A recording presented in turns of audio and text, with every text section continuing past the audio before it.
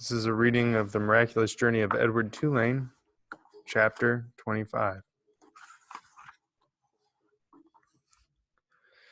Technically, of course, he was not alone.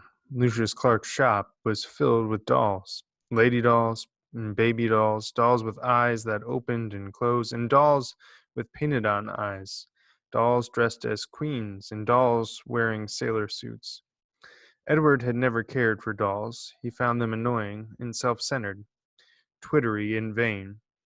This opinion was immediately reinforced by his first shelf mate, a china doll with green glass eyes and red lips and dark brown hair.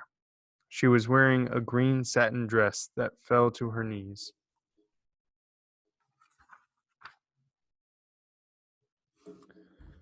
"What are you?"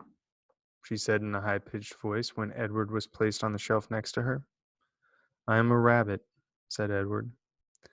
The doll let out a small squeak. "You're in the wrong place," she said. "This is a shop for dolls, not rabbits." Edward said nothing. "Shoo," said the doll. "I would love to shoo," said Edward, "but it is obvious that I cannot." After a long silence, the doll said, "I hope you don't think that anyone is going to buy you." Again, Edward said nothing.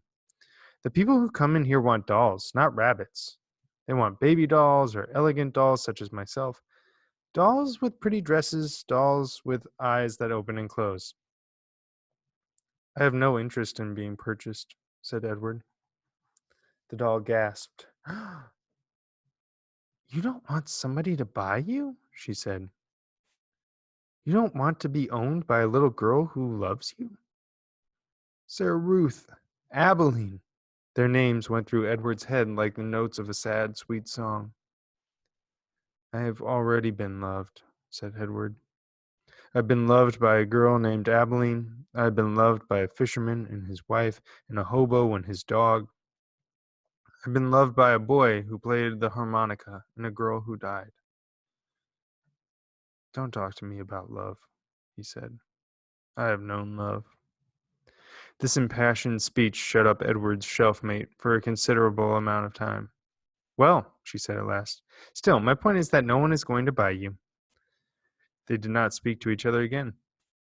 The doll was sold 2 weeks later to a grandmother who was purchasing her for a grandchild.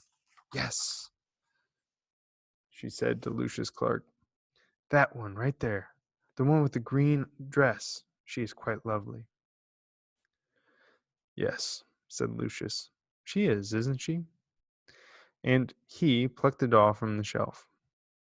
"Goodbye, and good riddance," thought Edward. The spot next to the rabbit stayed vacant for some time. Day after day, the door of the shop opened and closed, letting in early morning sun or late afternoon light, lifting the hearts of the dolls inside. All of them thinking that when the door swung wide that this time, the person entering the shop would be the one who wanted them. Edward was the lone contrarian. He prided himself on not hoping, on not allowing his heart to lift inside of him. He prided himself on keeping his heart silent, immobile, closed tight. "I'm done with hope," thought Edward Tulane. And then one day at dusk, right before he closed the shop, Lucius Clark placed another doll on the shelf next to Edward.